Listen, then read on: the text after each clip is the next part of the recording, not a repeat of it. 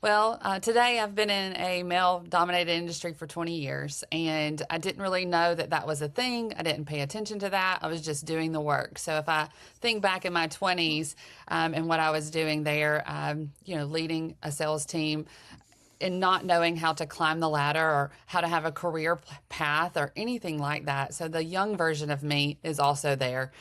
So those stories, it really wasn't the goal or the catalyst for this. It was not my younger self, right?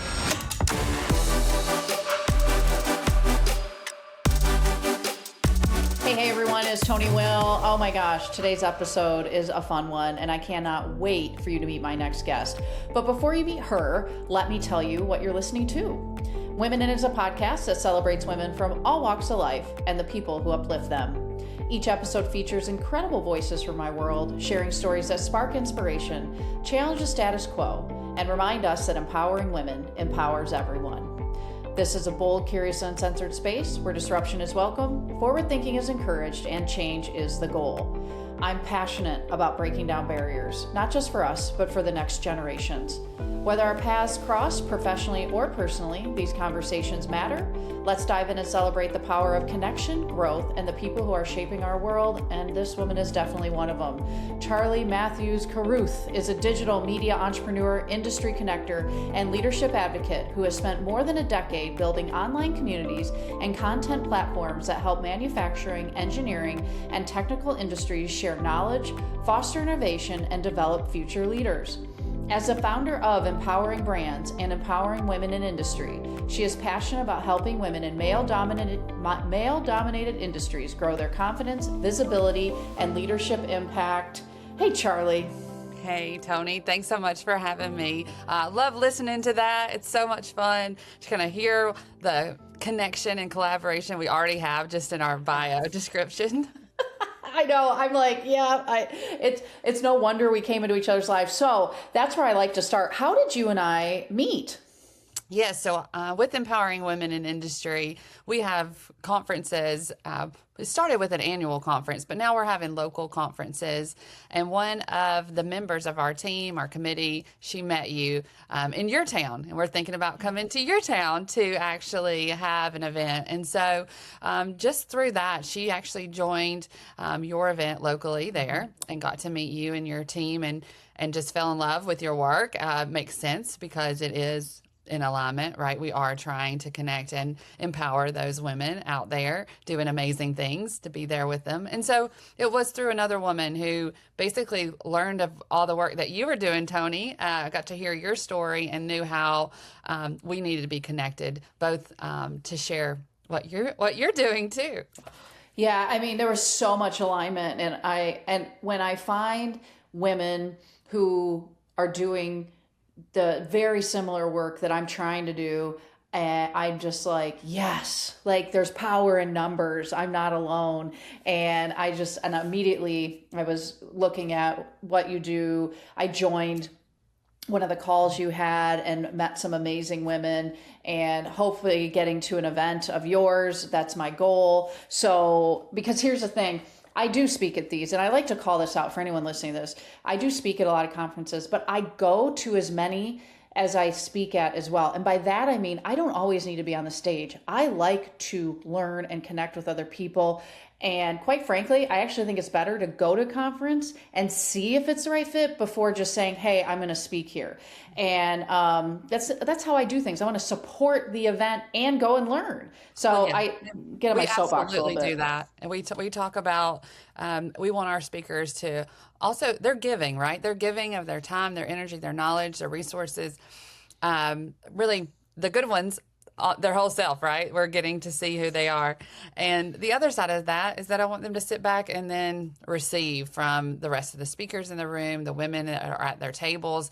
It's so important for that experience, because if we leave our leaders and our speakers alone to grow, we're not being very empowering, right? We're just leaving them there. And that is my number one thing, is to not let women feel alone at the top as they are doing that hard work. It is hard work, but it's meaningful work and it makes an impact. And we need that encouragement. So I remember when you came into the room, our Zoom room, that's one of our mentorship circles. And I remember what you said. You said, well, this is my people. And I just was like, yes, that is exactly what I want you to feel as that empowered woman that you are. Yeah, it is. Because we all believe in the same rising tides lifts all ships. The abundance mindset is what I often refer to it as.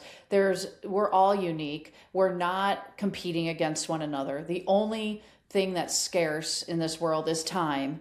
And so what are we doing with it? And when women come together to purposefully support one another and help each other achieve their goals, I'm like, I'm in. So, Charli, what led you to creating this space for women? I want to hear your story, and where in that was like, I want to lift women up and I want to create a community. Absolutely. Well, today I've been in a male-dominated industry for 20 years, and I didn't really know that that was a thing. I didn't pay attention to that. I was just doing the work. So if I think back in my 20s and what I was doing there, leading a sales team and not knowing how to climb the ladder or how to have a career path or anything like that. So the young version of me is also there. So those stories, it really wasn't the goal or the catalyst for this. It was not my younger self, right? But I remember her and the things that she went through that were tricky and hard. And, I wish I had that knowledge back then. And so I do keep that in mind when I'm developing my conferences too. But I was in the industry probably 10 plus years, and I was trying to make a change within the pumps and equipment industry. That's engineers, operators, maintenance people. I'm a girl from Alabama that graduated in business and finance that just wanted to see the world, connected with the pump industry, and fell in love with it. And so every time I walked in the room, I felt like an outsider, not because I was a woman at first, but because I didn't have the degree or the experience in this field. And so I just started learning and pouring myself into it and learning everything I could. I did get fired from a company and had to create my own business. And so there's a lot of that entrepreneur story there that gives you a little grit and perseverance that takes place. And then I am also an open heart surgery survivor, so I feel very strong now. But when I started the Empowering Women in Industry group, it was because there were these women who said, hey, Charli, we miss our leader. And that was after I had to take a break from industry to get my bearings, find out what am I doing this for, because I did not feel like I was making an impact the way that I knew. Well, let's be honest. If I'm in the room and I'm not using my voice, I'm in the wrong room. And so I had to learn that and take a break from that. But they were like, hey, we need you back here. And I said, okay, well, first of all, I need to find out what this leadership is all about. So I Googled, how do you become a leader? I went to John Maxwell conference, which I loved, and met some amazing people. And they asked the question, what type of leader do you want to be? And what I found was, it wasn't the CEO or the CFO. That was one of the categories that said, who wants to start the party? And I was like, that's me. I'm the activator. I want to get things going. I want to create this amazing space for women. And so that conference was right before our very first Empowering Women in Industry conference in Chicago. And I remember sitting there thinking, I am playing small. You go to those conferences and they lift you up. And I said, no, we're going for the big ballroom. We're going to make this event grand and create that exposure for women in industry who are already out there doing the work. We're going to celebrate them. We're going to have awards, and we're going to give them the resources they need, whether it's, health, wealth, or relationships, or if it's like technical knowledge. We want to connect them with the people that can give them that. And so it's just about bringing women together and giving them their resources. Because if I had this, and as I was climbing, and I say climbing the ladder, I don't know why that's coming up so much, but just my career journey, right? It's up, down, sideways. As I was doing that, if I had had women around me encouraging me, then I would have been able to get through things a lot differently, a lot faster, and a lot more with that knowledge and confidence of myself that I was supposed to be doing this, even though it was tricky or difficult.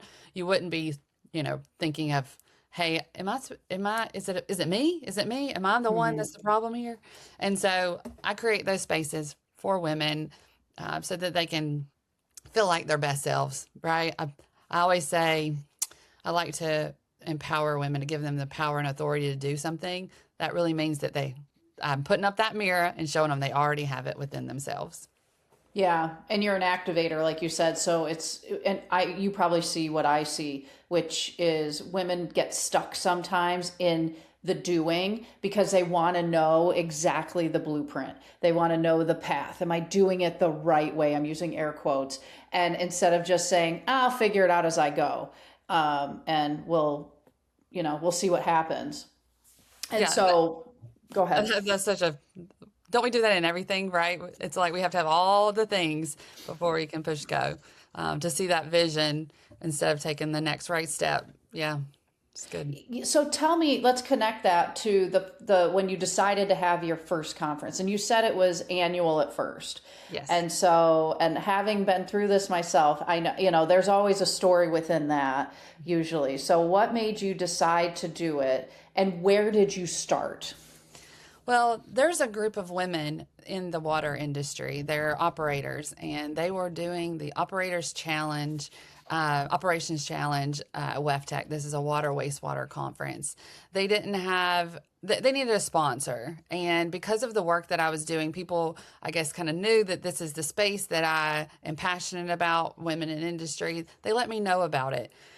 But that group really inspired me because they didn't have the right size gloves. They didn't have, the stories that come out when you really do sit and talk with people. It's like they didn't have the resources they needed to be successful. And so that is what led to the very first meeting we ever had, which was not the annual conference. It was let's get everybody together. Who's interested in this? Who is interested in empowering women in this space? And that's where it started. And so that first year, we didn't have the element of the industry fashion show. It really was focused on keynotes, session, conference, teaching the first year, and the awards. And at that show or event, it does feel like a show. I'm remembering it so glamorous. I actually remember the opener of the award ceremony. She talks about the day, and she says, we've had everything from scientists to engineering to rock, tradeswomen, all of these women that she spoke about just in her opening. I'm back in the back crying, right? Like, this is so great that all of these women from so many different fields were in the room growing, because that's where I feel like we grow the most, is when we get outside of that day to day, outside of our work. And so there was a Tradeswoman of the Year award, and the rock star Dialray, who presented that award, she was probably, her and Emily Solaby with Juno Jones, because she had a pin said, "Ask me about my boots" on, and she gave another award out too. So these two rock stars that I never met until then, they get up there, and it's what they're saying within the first sentence, right? You are just drawn to them.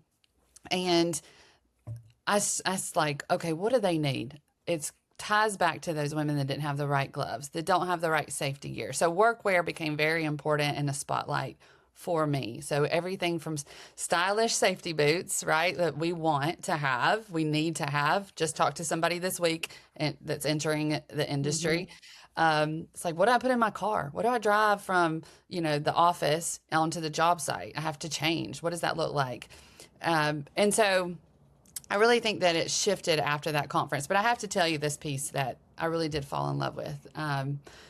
It is because I poured my whole self into that, right? Every element, it is about getting people out of their comfort zones, being courageous, and celebrating each other. But one of the things I like to do is twirl baton. I always have. I've been a feature twirler. Not like, just when I was younger. I had this one routine that I always did in my backyard. And I was not a majorette because they would make you, be in the band. And I don't think I have musical talent, but I could have played the tambourine or something.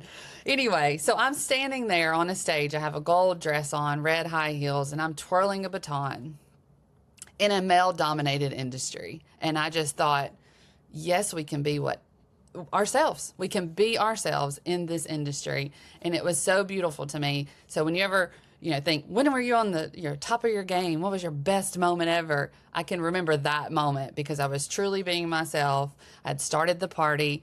We had had a successful conference, and I was celebrating everybody in the room and really pointing them to, okay, if I can do this, not that I didn't have fear up there. If I can do that and be courageous enough to get up there and twirl a baton, look at what we can do. And so that inspiration to be the change, that was our very first conference theme, led to a lot of journey within myself to become a better leader for the women that were there, understanding how men played a part in that as our allies. And so now we always have an ally panel because I love to meet men that are supporting women. And honestly, the men that show up for an Empowering Women conference, they know what a woman feels like walking into a room and she's the only one there. And their testimony in that they can share after that is so strong. And so that conference and shifting from annual, because we always tie it to WEFTEC, the water wastewater event, it's the day after that, because that's where our audience was. They want it there. But there's so many more people within our community to reach. And so I started the second event was in Tuscaloosa, my hometown, Alabama. I wanted to give back. Honestly, I've seen how this changes people's lives, and so I wanted to give that resource locally. It's a little bit more difficult, actually, on the local level, if you can imagine, like getting the politics involved of what you're doing, especially in our town. And so that challenged me again personally, right? But it's wonderful. And I mentioned that I had the open heart surgery. I had a birth defect it was a valve that I wore out basically because I was doing a lot of stressful things like running your own company, raising 3 children, things like that. And you're not taking care of yourself and your health. And then that affects your career. It affects everything in your life, your health. And the number one killer for women is heart disease. And so in our Tuscaloosa conference, we always do it on Wear Red for Women and combine in women's health for that. We also always have something on financial health because also stress around your finances can affect both your personal and business. So there's a lot there, but we keep reaching out. We keep going into other communities so that we can see the people that are there. Maybe they don't always, come to Chicago and New Orleans, which is where annual is. And we want to just be with them. Shannon, we have, we were talking about her earlier. She's the host of the Empowering Women podcast. She's in the Carolinas, and I haven't seen her in a while, and I just miss her, right? I just want that presence, and that's how I feel about our community members. And so the more that I can grow these meetups and inspire other women in those areas to kind of take the reins and build conferences around that and meetups and get to know, the community just grows, the support just grows, and I can't be everywhere. And so as much as I'm jealous when I don't get to meet everybody in the room, I want to make sure that we have women supporting women everywhere. And what year did you start this conference? This was 2019. 2019. Okay, so then it was an event, and then it's morphed over the years into multi-dates throughout the calendar year, alternating between Chicago and New Orleans. So you've been at 7 years now. What has that been like? Has it ebbed and flowed? And by that I mean, are some events better attended than others? Have you been like, man, I'm crushing it, and then there's times you're like, should I keep doing this? So kind of walk me through. Yeah, all of that. So it's not events are not going to make you money. Okay. If anybody thinks we're doing this for money, it's not true. Um, No, yeah, I thank you so for pointing that out because it is so, and even writing a book, by the way, I know we haven't talked, but that's not going to get you rich either. So this is, it genuinely is altruistic, I would say, but yeah, and I think about it almost like philanthropy, or I think it should be a nonprofit. It's not. It's for profit because that's what I right. know. Yeah. But you know, there's many years that I probably invested into the company, right? So, and into the empowering women community, into the events, overspending in a lot of cases, right? I do have sponsorship. I did have a lot of people there, but you have to get better at business. I mean, honestly, that's the thing. You have to be profitable. And if you're not profitable, then you can't do it. You know, you don't have the funds. Events take a lot of funding, especially, you know, we had to look, how can we go outside of hotels and different venues like that? Because there's a lot of fees and additional fees outside of AV. And there's just so many things that it takes to put on an event. So as we're going through this journey, I think I've gotten better at running an event, you know, profitably. And so looking at what type of sponsorships we do have, maybe shifting things around day of, what it looks like, but still making sure that we create the energy around that, which is literally the people in the room. Yes, we always do have pink. I learned years ago that pink makes you happy when you see the color pink. And I'm like, I'm for it. Not everybody likes pink, but if you see pink, you're happy. So I'm just going to go with it. And so, you know, that room and that energy and creating it without spending just to spend, like to have the trendy thing that's going on at conferences, even though you really want to do it. There's some things like that that you really have to look at to be profitable in events. But to your point, there were seasons that everybody was really excited about personal development, leadership development. And then there's times where we're in survival mode, and even companies. And, you know, right now the economy is very weak in areas, and people pull back and they don't spend the same way for the same purposes. And so you have to adjust. You know, politics get in the way, and that has really reduced funding, or maybe not even that, but they're fearful of doing things. So then they don't do it. You know, if you're fearful, the best thing to do, don't act, don't do anything. Right. That I disagree with that, but a lot of that mindset does affect our events, does affect our ability to gather, affects just our overall mindset and just energy. And so my job, no matter if it's big or small, is to create the right energy in the room. So I have to make sure I've got the right energy, which starts with health. It starts with happiness, and what kind of impact you're really trying to make, to remember, why are we doing this? Okay, if there's one person in the room, that is enough, right? If you're speaking and there's one person that you help, it's enough. And so there have been times where I had to literally say that to myself over and over and over again, because people sign up later and later. So 2 weeks out, y'all, 2 weeks out in Tuscaloosa, I had like 20 people. Day of, 100. I'm like, how do people plan for that, right? And so it's a gamble almost. It's like the risk. There is an educated guess, right? We've done it enough till we know, okay, we think this is what it'll look like. And having flexible venues and communication. And so, Tony, I know you know this because you've put on events. It is tough, and there's a lot of stress around that. But all I can say is that we have to get smart at picking our places, our venues, and having partners that get it. But also just our mindset behind that of it doesn't have to be about the numbers. As long as we protect ourselves, that we're not paying for 100 people that aren't there, right?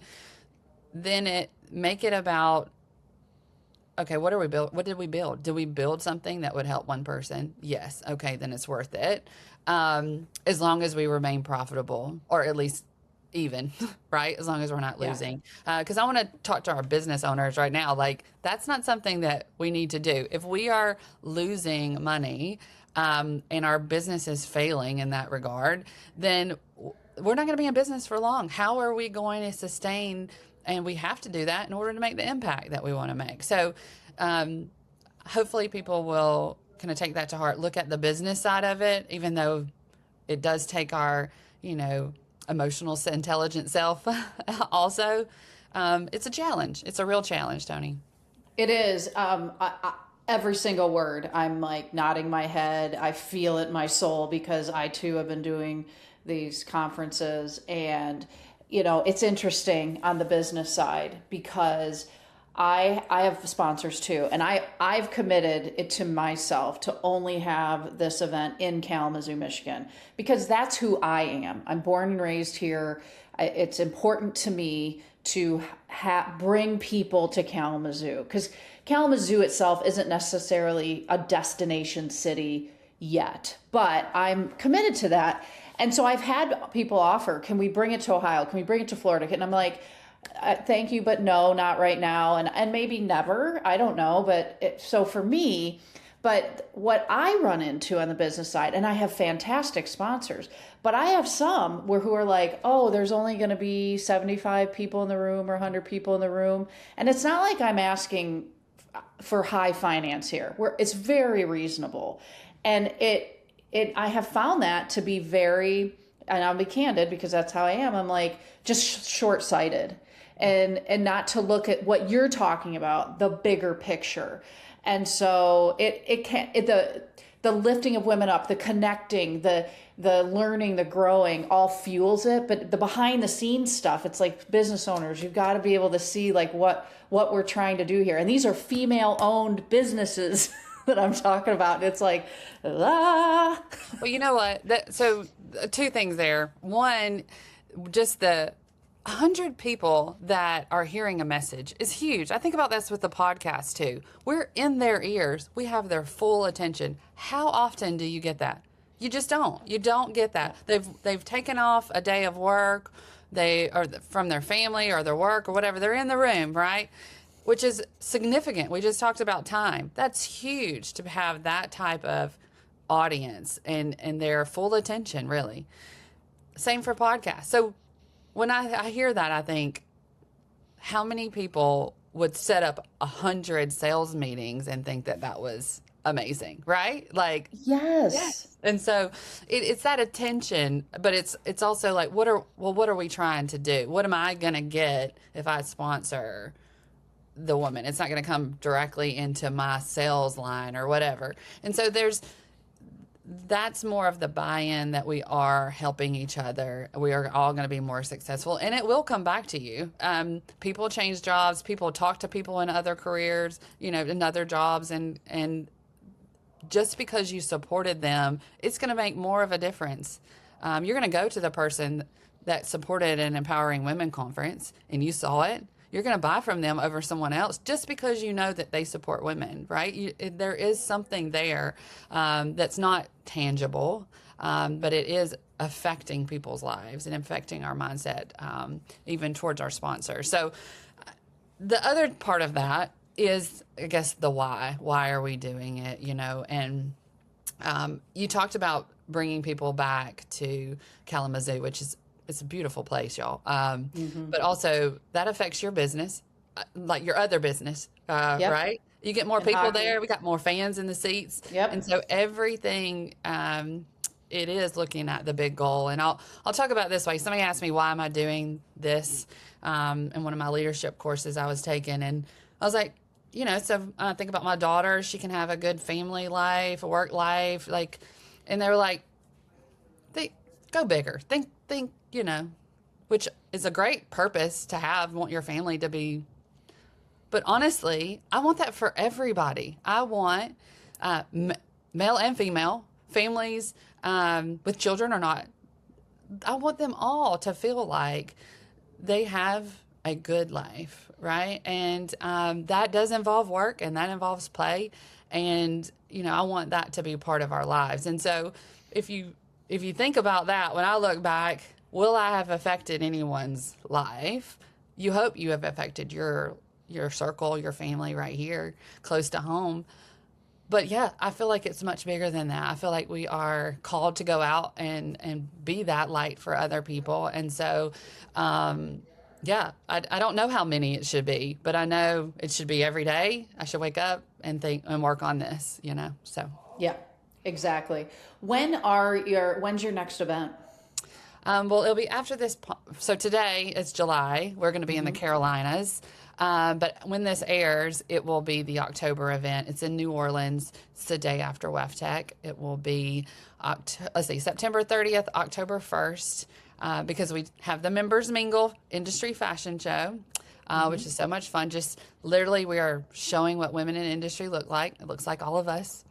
And it does have that specialty focus on women's workwear, designed for women, by women. And then the other side of that is the conference. And so we have keynotes, awards gala, where we dress up kind of Met Gala fun. And then we have a little dance party normally. It's in a beautiful place, the gallery downtown in the Warehouse District. It's beautiful. And yeah, so that's our next one. That's fantastic. And when are you in Chicago? Back in Chicago in 2027, and it'll be in October as well. In October. Okay, October 27. Because October is always a tricky month on a personal note for me, just because it's when we open hockey season. Yeah. And October 27, Chicago's drivable for anyone, for me. But this isn't all about me. But then I'm thinking, October 27, that's when we open the new arena too. So just a busy time, but there's always room. I always make room for stuff like this. So, well, the other thing is connecting with you and just having a meetup there in Kalamazoo, right? And the people coming around. So not waiting until we come to Chicago, but okay, well, what makes sense next for us? When can we get our two communities together? That's how I see it, because it is easier for a local person to bring in the community. And so when I think of Tuscaloosa, I can see these people all the time. Like, they don't see me and, not think empowering women, right? Like that's what's happening. And so those connections we need, and it's more resourceful too. So being able to do that and partner in these regions is really what we're trying to do. I love that. Yeah, we need to talk more about that. I think that'd be perfect. So how do you balance all the things? Because you know, being an open heart surgery survivor, not taking the greatest care of yourself because you're trying to take care of others, and then you've clearly learned, you've changed your entire lifestyle. I don't want to make assumptions, but you look really healthy. So how do you balance all of your passions, your responsibilities, your mothering, your recently married? How do you do all that? Yeah, I was going to say there's so much there, but I'll start with my advice to people on balance and those things is basically, if you do the things that you choose to do because you want to do them, not because of the world expects you to do it this way, or you should be at this meeting or that meeting, but the ones that you actually desire to be at and the things that you desire. But if you make that priority, then you will feel more balanced. It is about taking responsibility for your life each and every day. I would say on the health side, I am so thankful that I had the surgery because it gave me my energy back. I'm 45 now. I'm going through like a different kind of energy change. And so it's just like a constant learning and process on the health side. Like, you just always are going to be working through that. Being there now, I am. I got married January, and I now have a blended family. There's 7 of us, plus, grandparents and aunts and uncles and all of that was a lot more. But making that time for each other with people who care about you is so important. It's that presence. And so how do I manage all of that? Day to day is what I would say. I try not to get ahead of myself and worry about things that didn't happen. Sometimes I do, and I have to take that moment of breathing or crying or whatever it is to get me back on track. But I give myself one day. If something tough happens, I can be sad for one day. I can take that. The next day I got to get up and get back to work. And so that is ever since I got, fired that one time, that's what I did, Okay, this is really disappointing. It's okay to feel that disappointment. All right, well, we're getting back to work and we're just going to, move on from that. And so I think that's my positive outlook. It's not that it didn't happen. It's like, things aren't hard, right? The economy and this financially, the business is difficult right now on both sides. And in marketing and media, that always gets cut too. And so it's not that I'm not dealing with tough things. It is that, okay, what is it, the things that I need to do each day to keep my energy where it needs to be? If I feel myself, maybe I'm doing spreadsheet work and I'm just like, oh my gosh, I get up, I go outside, I look at a flower or something beautiful, I call somebody, I shift out of my routine, even if it is literally 30 seconds. You've got to take a break for yourself. And then I do try to be where my feet are at. So if I'm with my family, I'm with my family. And I did learn that the hard way. I have been addicted to my phone in the past. I remember launching my website and thinking there was no service in the area, and I thought the world was going to end. It did not. Everything was fine, And so I'm like, yes, I can go on that long walk on the beach. And then the other part is, I've got to do something for myself.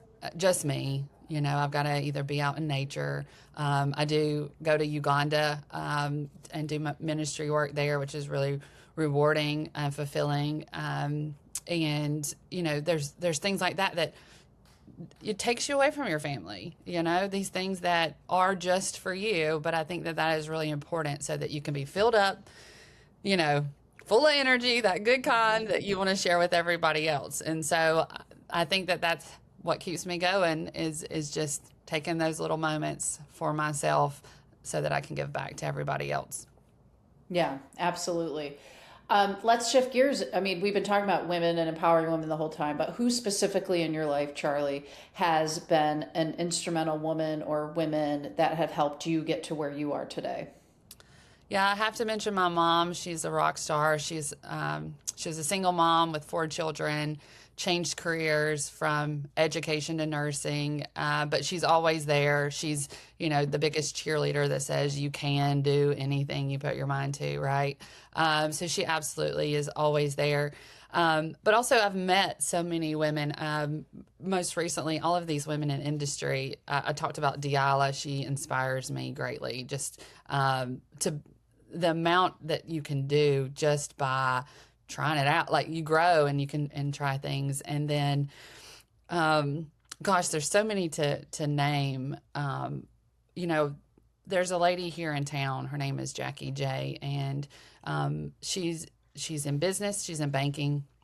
She's a speaker, teacher, preacher. And we would have a coffee date anytime that we just needed to talk. It was either on her side or my side, and we would just put it on the calendar. It'd be an hour that probably went an hour and a half.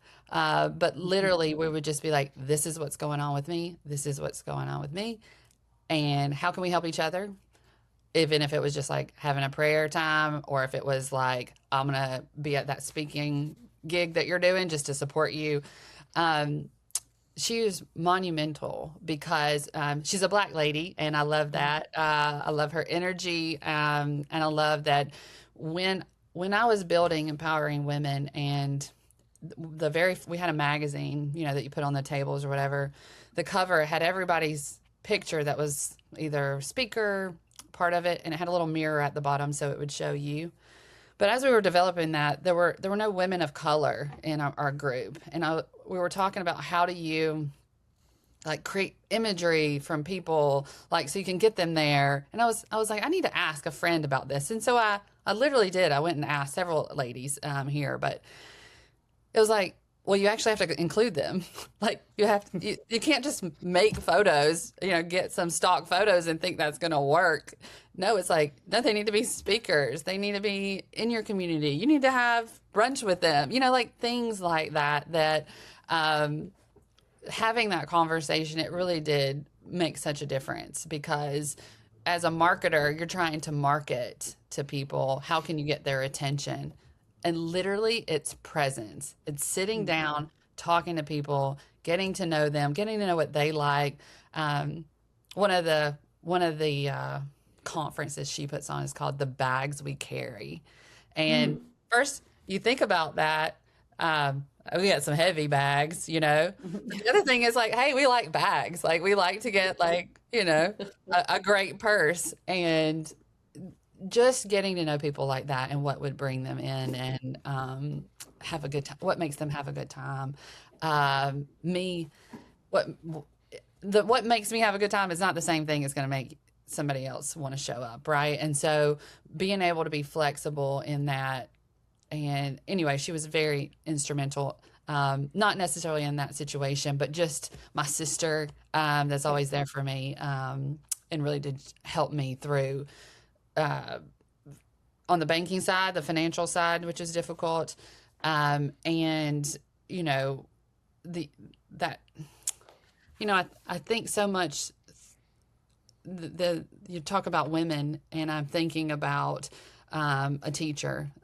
It's a gentleman that was also very monumental, and it is literally just sitting down with them, having lunch, getting to know where they are, what they're doing. That has really changed my life. He's the one that I go to Uganda with, and that it changed my whole trajectory of my life, because I went over there just to help him hand out food or books to children, and these women said, hey, they said, you're going to talk to the single women and the widows. And I said, okay. And I've never done this. And then I read the book of Ruth to them, which is about two women supporting each other. And at the end of the reading, they said, we want you to help us start a business. And I thought, do you know who I am? Yes, of course. And all of that it really changed my life, because I could see that there was a bigger purpose for what I was doing that I didn't even know about. And it involves business, it involves faith, and it involves women.